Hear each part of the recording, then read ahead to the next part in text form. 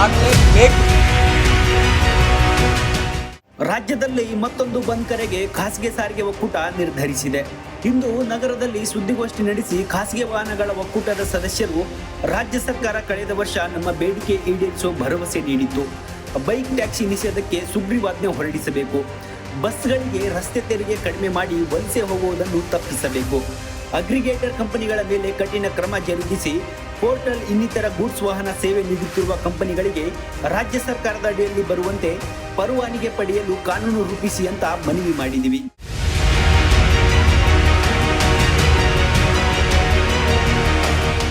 ಆದರೆ ಕಾಂಗ್ರೆಸ್ ಸರ್ಕಾರ ಇದುವರೆಗೆ ಭರವಸೆ ಈಡೇರಿಸಿಲ್ಲ. March 22ರವರೆಗೆ deadline ನೀಡ್ತೇವೆ. ನಮ್ಮ ಬೇಡಿಕೆಗಳು ಮಾರ್ಚ್ 22ರ ಒಳಗಡೆ ಈಡೇರಿಸಬೇಕು.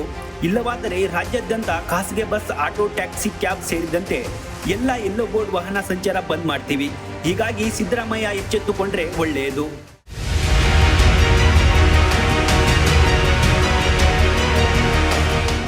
ಬ್ಯಾನ್ ಮಾಡಲೇಬೇಕು.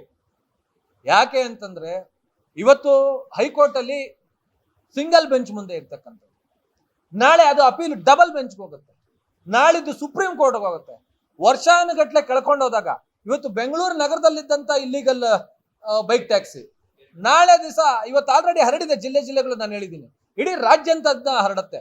ಕಾನೂನಿನನ್ನ ಪಾಲಿಸಬೇಕಾದದ್ದು ನಾವೇ, ಕಾನೂನನ್ನ ಕಾಪಾಡಬೇಕಾದದ್ದು ಸರ್ಕಾರ. ಇವತ್ತು ಕಾನೂನನ್ನ ಕಾಪಾಡುವಲ್ಲಿ ಅದು ವೈಫಲ್ಯವನ್ನು ಹೊಂದಿದೆ. ಕಾನೂನನ್ನ ಉಲ್ಲಂಘಿಸಿ ಯಾರು ಇವತ್ತು ಸೇವೆಯನ್ನು ಕೊಡ್ತಾ ಇದ್ದಾರೆ ಅವ್ರಿಗೆ ಎಲ್ಲೋ ಒಂದು ರೀತಿಯಾದಂಥ ರೆಡ್ ಕಾರ್ಪೆಟ್ ಹಾಕುವಂತ ಕೆಲಸ ಮಾಡ್ತಾ ಇದ್ದಾರೆ ಕಾರ್ಪೊರೇಟ್ ಕಂಪನಿಗಳು ಅಂತ.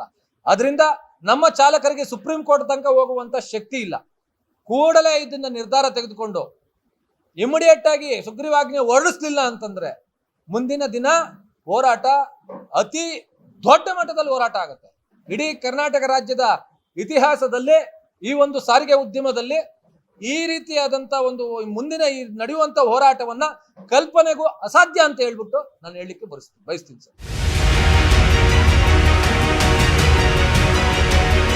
ಬ್ಯಾನ್ ಮಾಡಲೇಬೇಕು.